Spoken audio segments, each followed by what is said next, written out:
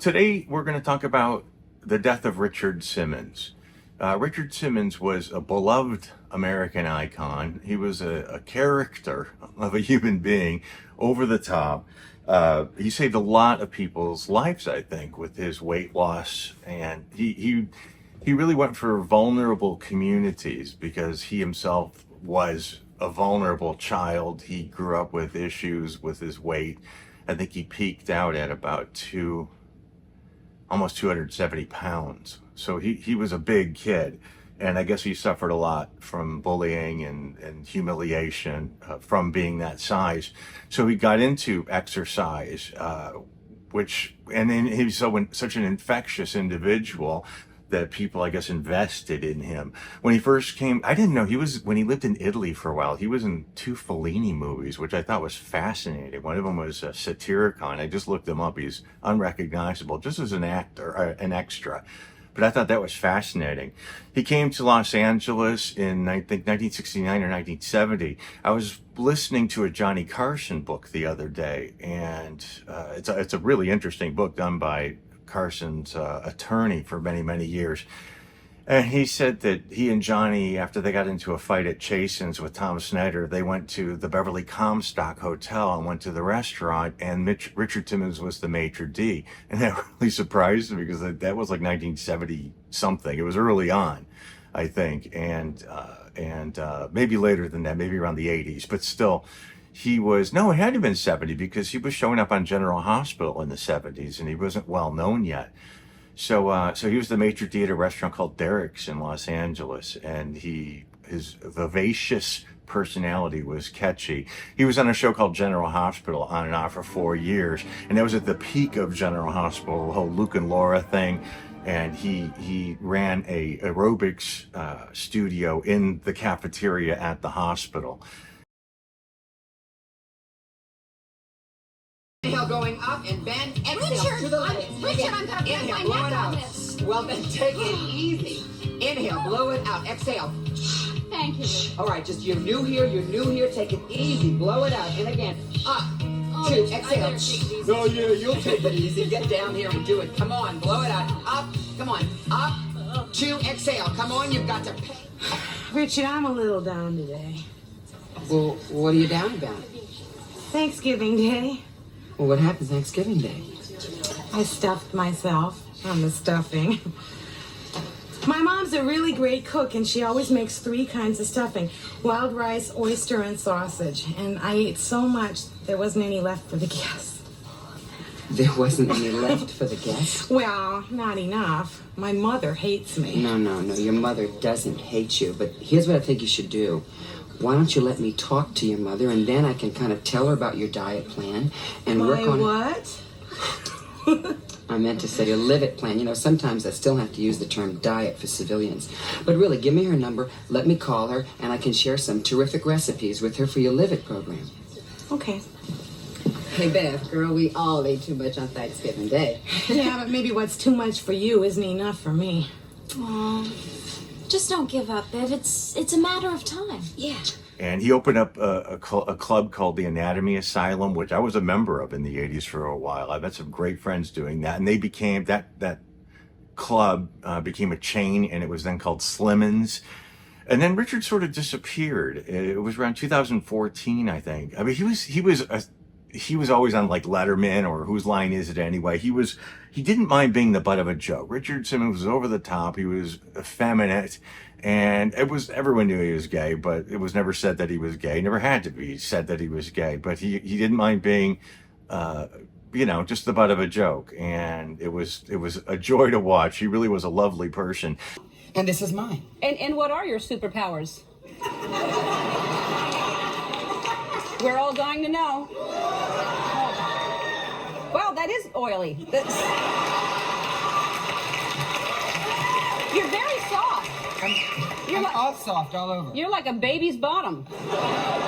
Look at that. Well, that's the nicest thing anybody ever said to me. No, it's just a little Pam. I cook with it and then I spray it on me a little bit. And it gives that really luster look.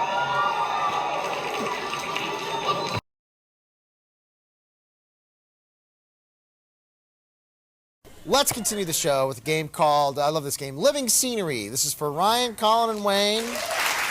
And Richard Simmons, everybody. Richard Simmons. This is the most romantic trip we've ever been on. Yeah, me too. Being your wife. Yes, honey. Hey, why don't we look at the scenery through the little telescopes they have All here? right. Look, there's an island over there. An island? Yeah. This one wants more coins. What can we do? Hey, why don't we get out the deck chairs? All righty. You get the shiny one. Okay.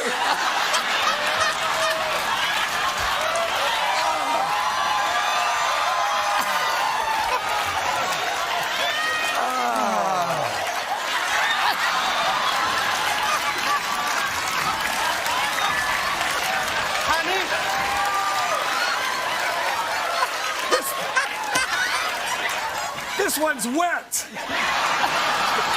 Gotta dry it off. Come on, baby. When I started doing the movie stars' homes tours, before I started my own company in the early 2000s, I started working for a company called Starline Tours, and they give you a bus and told you to go away, and with 20 people or 15 people at a time. So we wrote our own tours, and I found Richard Simmons' house. So I started going past Richard Simmons' house on a street called Belfast, right off Sunset. And I used to point out because his little mailbox, it looked just like his house. It was a miniature of his house. And then one day we saw him out and waved, and he waved. And then occasionally we toot the horn when we were passing by, and he had the circular window at the top right above his front door. And he had Dalmatians too. And he would show up in the window and wave, and the dog, or if he wasn't home, sometimes the dogs would be up there and waving. And then one time he just literally came running out of his house and got on my bus. And he was so sweet and so good natured. And he saved a lot of people's lives. He sort of made weight loss. Here's an issue of Deal a Meal, which was a game. He was making weight loss into a game. You were given these recipes and you match them up, and here's your breakfast, here's your lunch, and these cards, and then you put them in. He was trying to make weight loss fun. You know that if you want to lose weight, you have to plan it.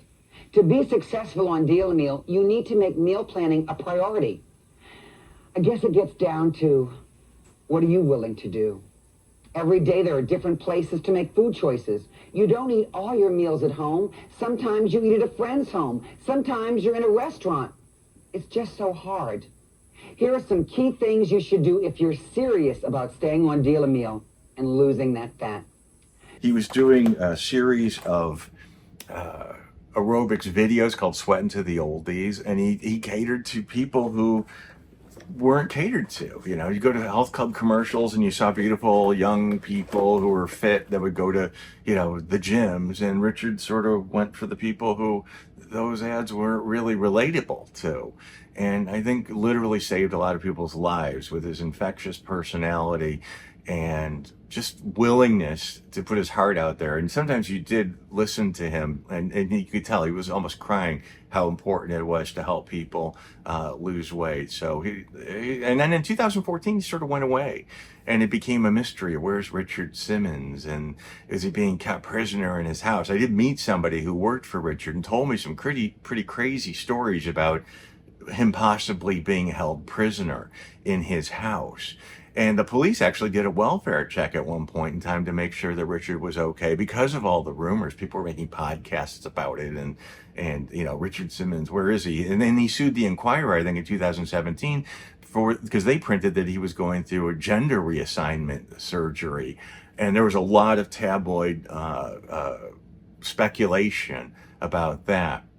And then about a year ago, an Instagram or a Facebook page opened up, and it was Richard, and they say it was Richard, and he would post almost every day, and everything that he said was of that. Like if Richard wasn't really writing on those pages, they got somebody who sounded just like Richard, and he was really lovely, and he responded to messages, and people were sending him fan mail, and he was, just a sweet, sweet spirit, I guess, to steal a line from the late, great Kenny Kingston. So Richard, as we all know, passed away. He died not that long ago, actually, and I just got from the LA Medical Examiner Richard's autopsy report. And I haven't opened it yet. It was sent certified, so it's very important. I haven't opened it yet, but it's from the County of Los Angeles Medical Examiner. So I am going to open it. We're going to go over it together. And I'm sure the people who see me opening an autopsy report are thrilled to pieces because they're going to hear me say all those things that I don't know how to say properly. I haven't actually done an autopsy report in a long time. So, but dear old Richard, I was curious about the circumstances of his death because, again, there were lots of rumors about what happened to him. I believe his brother had said that he had fallen down in his house and they wanted him to go to the hospital. It was his birthday. I think he was 76 years old. And he didn't want to go to the hospital. And his brother announced something about him being ill, and but chose not to go to the hospital. So we're going to find out exactly what happened from the LA Medical Examiner. So this document is... see, his Richard Simmons' legal name was Milton Teagle Simmons. Date of birth, July 12th, 1948. Date of injury, unknown. Place of injury, his home on Belfast Drive. Pronounced dead on the 13th of July at 9:45 a.m. So his birthday was the 12th of July. He died on the 13th of July. And it talks about the forensic technician that was there. Cause of death, sequelae of blunt traumatic injuries. Arteriosclerotic cardiovascular disease. How sad is that someone who is so health-minded died of heart disease as a contributing cause? Actually, his matter of death it was an accidental ground level fall. That's the actual cause of death. So the medical report summary is blunt traumatic injuries, external contusions and abrasions, palpable fracture of the left femur. Autopsy is when they did the surgery and removed organs and weighed everything and investigated. They found heart disease, coronary artery disease, left anterior descending artery approximately 80% blocked. Left artery approximately 70% blocked. Right coronary artery 50% occlusion. Renal cortical cysts, bilateral, and let's see, there's a separate toxicology report. This is the summary of events. The 76-year-old man, Milton Simmons, died from sequelae of blunt traumatic injuries. Arteriosclerotic cardiovascular disease is listed as contributing condition. Per reports, he experienced an episode of dizziness and collapsed on the floor on the evening of July 11th, 2024. He was found the next morning on July 12th and had spent the day in bed. So he had fallen in the evening. He was found the next morning on his birthday and spent the day in bed. On the morning of July 13th, he was found unresponsive on the bedroom floor. His death was pronounced at the scene. So I'm going to read that again. Per reports, he experienced an episode of dizziness and collapsed on the floor on the evening of July 11th, 2024. He was found the next morning on July 12th and spent the day in bed. On the morning of July 13th, he was found unresponsive on the bedroom floor. His death was pronounced at the scene. Autopsy showed a fracture of the left femur, arteriosclerotic cardiovascular disease. These were incidental bilateral renal cortical cysts and a gallstone. Toxicology studies performed on postmortem specimens revealed the presence of diphenhydramine, trazodone, and zolpidem. These do not appear to have contributed to his cause of death. Zolpidem is it's much like Ambien. For the purpose of public health and vital statistics, given the history of circumstances as currently known by me, in the setting of the findings by examination and ancillary studies, the matter of death is classified as an accident. Two unique Patient identifiers reviewed. Name, Simmons, Milton Teagle. Case number 2024-11156. Male. Type of examination, full examination. Form sections, decedent identification, prior post-mortem procedures, external examination, evidence of traumatic injury, internal examination, cardiovascular system, respiratory system. These are all the tests that were to be done at 8:43 a.m. on July 14th.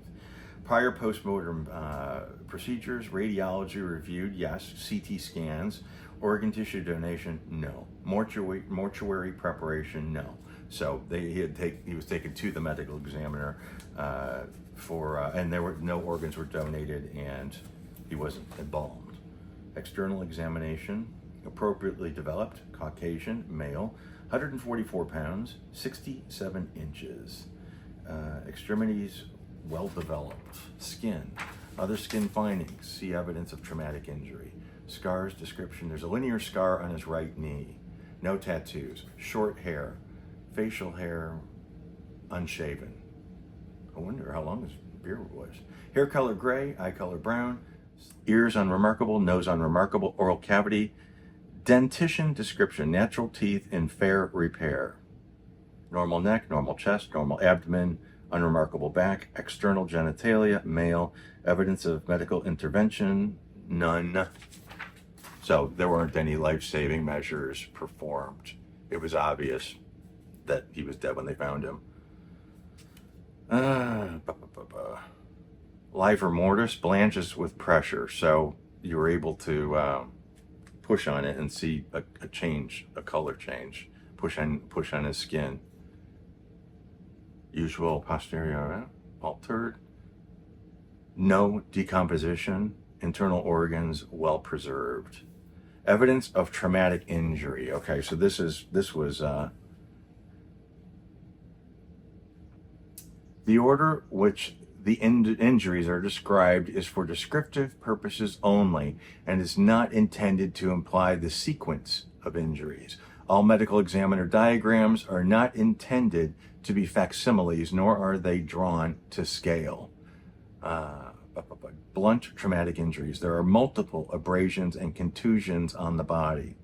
There's a contusion on his head, on his right forehead, a red abrasion on his posterior scalp, on his torso, a pink contusion on the lower chest, upper extremities, pink contusion on the posterior right arm, purple contusion on the posterior right arm, red contusion on his right dorsal hand, scattered small pink abrasions and contusions on his right dorsal hand, dark red dried abrasion and half an inch by half an inch with surrounding red contusion, 3 by 2 inches on the lateral left posterior arm, brown abrasion on the left elbow, pink contusion 5 inches by 2 3/4 inches on the medial left posterior arm, scattered pink contusions on left dorsal hand. There are a lot of bruises. So obviously when they bruise, that was before he died, because you don't bruise if you die, because your blood isn't circulating anymore when you die, and therefore it doesn't cause marks, memorials of an injury on your body once you're dead. If you fall down the stairs, you're not going to turn purple because your blood, if you die that way. So the lower extremities, red abrasion, 5 inches by 1.5 inches with surrounding pink contusion on the right shin. Red abrasions with surrounding pink contusions on the right calf. Purple contusion on medial right foot. Pink contusion, 8.5 inches by 3 1/4 inches on the left thigh and extending posterior to the interior aspect of the buttocks bilaterally. Palpable left femur fracture upon manipulation of the left lower extremity. Scattered red abrasions on the left shin. Purple, pink, 2 by 1 1/4 or 1 3/4 inches contusion on the left fifth toe. When his stomach contents, that's something that always interests me, because sometimes that tells you how long before his body was discovered that he had eaten and what he had eaten, because I want to know what people do, what their last meal is. And esophagus intact, stomach contents present. It just says dark brown liquid, pills, no pill fragments. Appendix normal, small intestine without significant pathological findings. Same with the large. Liver weight, liver capsule, all this sort of business. Gallbladder present. Dark green geometric calculus. So that's a gallstone he had. That was mentioned earlier. And it says bladder absent of mucosal lesions, male reproductive tract, prostate nodular, testes present within the scrotum. So he didn't have gender reassignment surgery. And breast tissue not applicable. What I wanted was here we go. These are the, I will put these on there to demonstrate all of the injuries that were described. But this talks about, all of his bruises. You can see the bruise on his thigh, the bruise on his chest, the bruise across his rear end, like he landed on his butt. And, but lots of abrasions.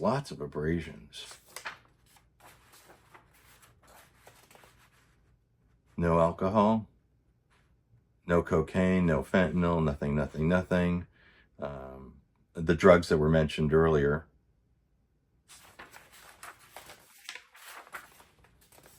This is what I wanted. These are the circumstances from the people who responded to the call. And it has names blocked out, but I do know that he had an assistant. And his assistant and he were very, very close. And that was when I told you I had someone I knew that told me about, they were very suspect of that person. That was somebody else told me that. So this is repeated. But the assistant and he were very, very close. And when he's buried at Westwood Cemetery, which was a grave, it was not cheap.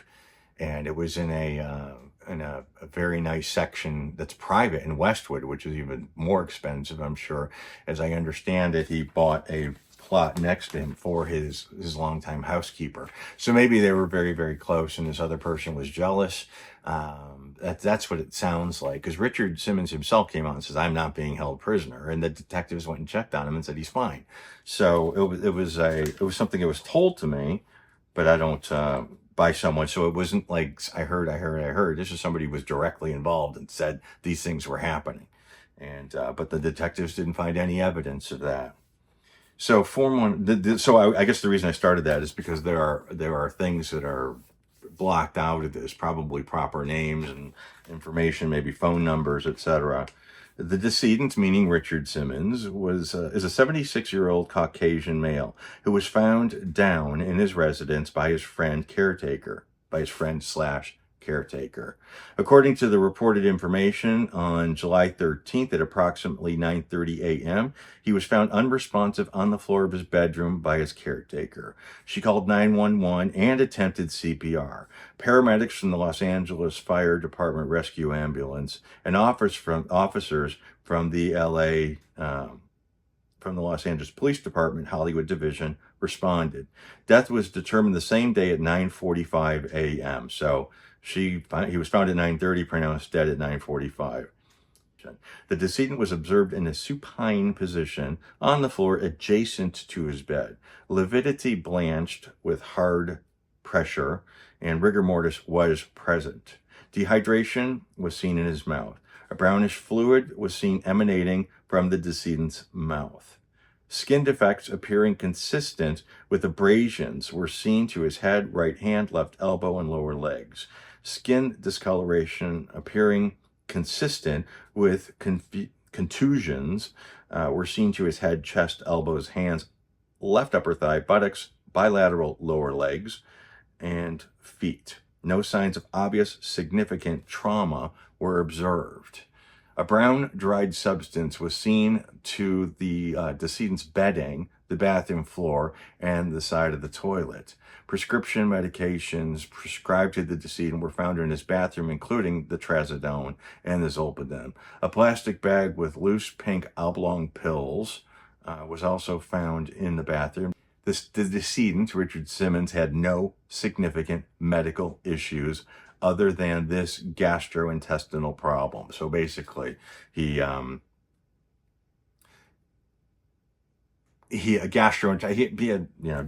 a stomach issue, and it was evident that he didn't make it to the bathroom in time. He has no history of known alcohol, tobacco, nor drug use. The decedent was a vegetarian. Late in the evening of July 11th, he reportedly had an episode of dizziness after using the bathroom and collapsed on the floor. It's unknown if the decedent struck his head. He was unable to get up and spent several hours on the floor until he was found by his caretaker on the 12th of July at approximately 9:30 a.m. His caretaker and housekeeper helped the decedent get into bed. He was alert and responsive at the time, but had difficulty with mobility. He refused to seek medical care because he wanted to spend his birthday at home and agreed to seek medical care the following morning. He spent the day in bed and was visited by his secretary, who stated that the decedent's speech seemed slurred. The decedent's caretaker stayed with him until approximately 9:45 to 10 o'clock at night and helped him take his medication before he went to sleep. He had requested to sleep later than usual before seeking medical care the next day. On the morning of the 13th of July, the decedent's caretaker went to check on him at approximately 9:30 a.m. instead of the normal 8 o'clock a.m. per the request to him so he could sleep late, and found him unresponsive on the bedroom floor. Foul play is not suspected. A 2-hour autopsy notification was requested by LAPD robbery homicide detectives. So that's it. Accidental death. He had fallen in the bathroom the night before. He had spent several hours on the bathroom floor. He couldn't get up. They found him the next morning. They got him into bed. They wanted him to get medical attention. He said no, because it was his birthday. He said he'd do it the next day. And had one visitor during that day who said that his speech sounded slurred, went to sleep that night and told his assistant to let him sleep in the next morning. And they found him dead at 9:30 a.m. and called paramedics.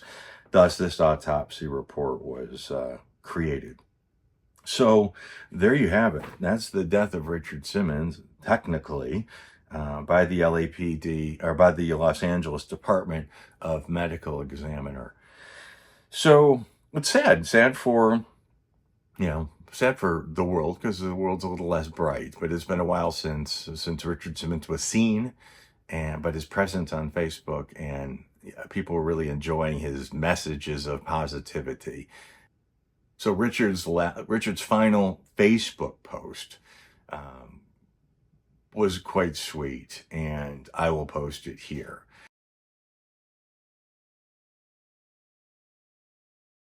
And then after Richard died, this is what his brother wrote.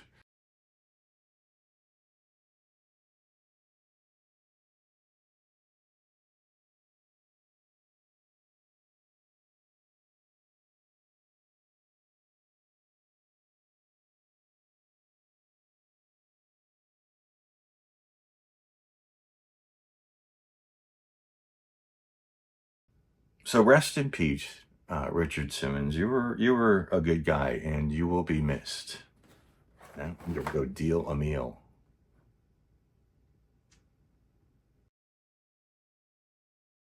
Good morning, ladies and gentlemen. My name is Richard Simmons, and I never took a PE class in my life.